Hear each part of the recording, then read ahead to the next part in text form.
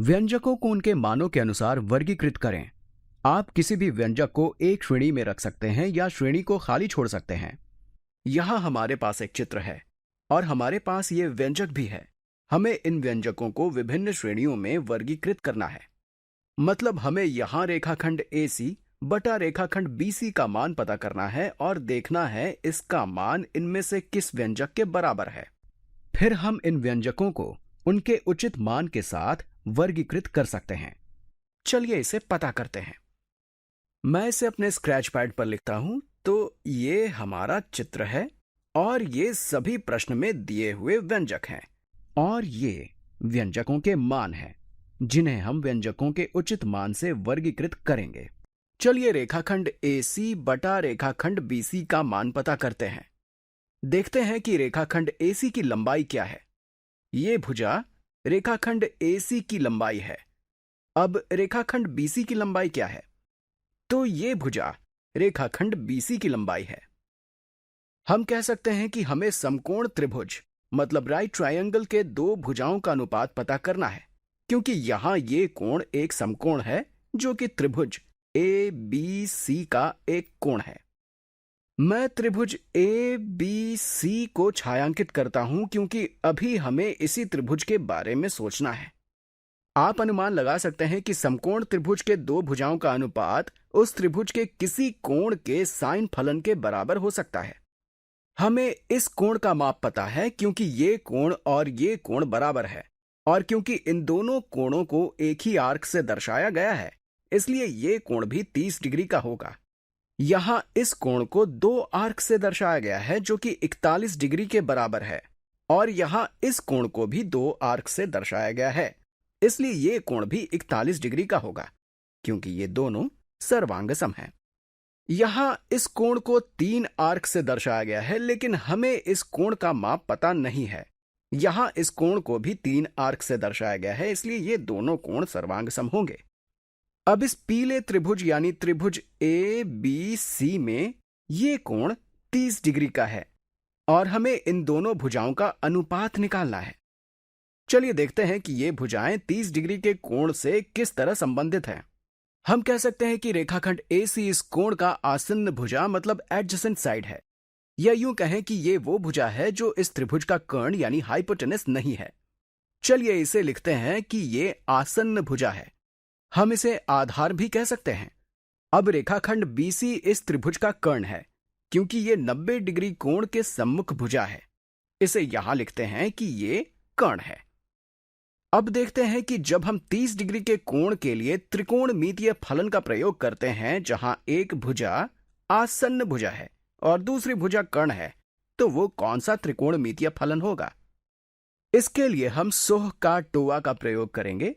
इसका मतलब है कि किसी कोण का साइन फलन उस कोण के सम्मुख भुजा या लंब मतलब परपेंडिकुलर बटा कर्ण के बराबर होता है और किसी कोण का कॉस फलन उस कोण के आसन्न भुजा या आधार बटा कर्ण के बराबर होता है।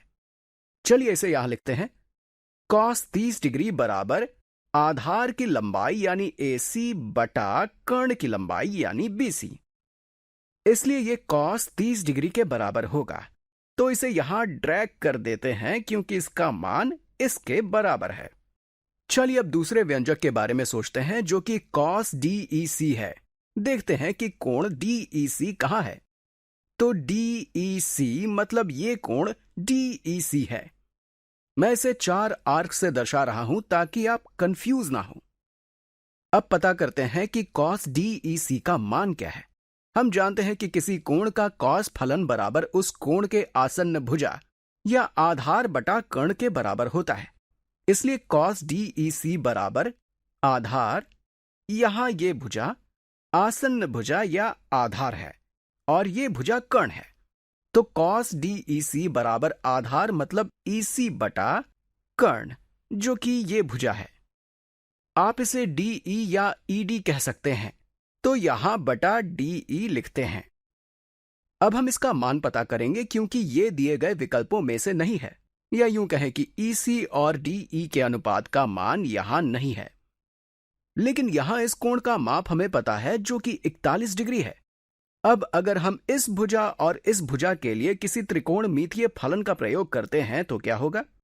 यहां इस कोण के सापेक्ष ये हरे रंग की भुजा सम्मुख भुजा है, हम इसे लंब कह सकते हैं, और ये नारंगी रंग की भुजा कर्ण है। यहां ये इन दोनों के अनुपात के बराबर है जो इस कोण के कॉस फलन के बराबर है, लेकिन 41 डिग्री कोण के सापेक्ष ये अनुपात लंब बटा कर्ण है जो इस कोण के साइन फलन के बराबर है। इसे यहां लिखते हैं बराबर साइन 41 डिग्री, तो ये इसके बराबर है। अब इसे यहां ड्रैग कर देते हैं क्योंकि इसका मान इसके बराबर है। अब हमें इन दोनों का मान पता करना है। चलिए पता करते हैं कि साइन सी डी ए का मान क्या है। तो ये कोण सी डी ए है, मतलब ये पूरा कोण सी डी ए है। मैं इसे 5 आर्क से दर्शा रहा हूं ताकि आप आसानी से समझ सकें। तो अब हम इस समकोण त्रिभुज के बारे में बात करेंगे। मैं इसे गुलाबी रंग से छायांकित कर रहा हूं। अब इस कोण के साइन फलन के बारे में सोचते हैं। ध्यान दीजिए, साइन फलन बराबर सम्मुख भुजा या लंब बटा कर्ण होता है। तो यहां इस कोण का सम्मुख भुजा रेखाखंड सी ए होगा। तो साइन सी डी ए बराबर सी ए बटा कर्ण, जो कि रेखाखंड ए डी के बराबर है। तो यहां बटा ए डी लिखते हैं। अब हम इसका मान पता करेंगे क्योंकि ये दिए गए विकल्पों में से नहीं है। हो सकता है कि ये किसी और कोण के त्रिकोणमितीय फलन का मान हो। इस त्रिभुज में हमें इस कोण का माप पता है, हम इसे कोण DAC कह सकते हैं। ये 30 डिग्री के बराबर है। चलिए पता करते हैं कि हम जिन दो भुजाओं का अनुपात ले रहे हैं वे इस कोण के सापेक्ष कौन सी भुजा है। हम देख सकते हैं कि इस कोण के सापेक्ष हम आसन्न भुजा या आधार और कर्ण का अनुपात ले रहे हैं जो कॉस फलन के बराबर होता है। तो ये इस कोण के कॉस फलन के बराबर होगा। इसे यहां लिखते हैं बराबर कॉस 30 डिग्री, मतलब साइन सी डी ए बराबर कॉस 30 डिग्री होगा। तो ये इसके बराबर होगा। मैं इसे यहां ड्रैग कर देता हूं क्योंकि ये इसके बराबर है। अब हमें सिर्फ एक व्यंजक का मान पता करना है, मतलब हमें ए ई बटा ई बी का मान पता करना है। देखते हैं कि रेखाखंड ए ई कहां है। तो ये रेखाखंड ए ई है। मैं इसे लाल रंग से दर्शा रहा हूं, बटा रेखाखंड ई बी की लंबाई, जो ठीक यहां इस भुजा के बराबर है। तो ये ई बी के बराबर है। अब हम इस हरे रंग से छायांकित समकोण त्रिभुज के बारे में बात करेंगे। हमें इस कोण का माप पता है क्योंकि यहां इस कोण को 2 आर्क से दर्शाया गया है जो कि 41 डिग्री है। इस कोण को भी 2 आर्क से दर्शाया गया है, इसलिए यह कोण भी 41 डिग्री का होगा। तो इस कोण के सापेक्ष इन भुजाओं का अनुपात किस त्रिकोणमितीय फलन के बराबर होगा? क्योंकि हम यहां सम्मुख भुजा या लंब बटा कर्ण का अनुपात ले रहे हैं, इसलिए ये इस कोण के साइन फलन के बराबर होगा, मतलब साइन 41 डिग्री के बराबर होगा। तो ये इसके बराबर होगा। अब मैं इसे यहां ड्रैग कर देता हूं क्योंकि ये इसके बराबर है। हमने सभी व्यंजकों को उनके मानों से मिला दिया है, लेकिन इनमें से किसी भी व्यंजक का मान tan 41 डिग्री के बराबर नहीं है। अब देखते हैं कि हमने इसे सही किया है या नहीं। हाँ, ये सही है। इस तरह हमने इसे हल कर लिया है। उम्मीद करता हूं आपको ये पसंद आया होगा।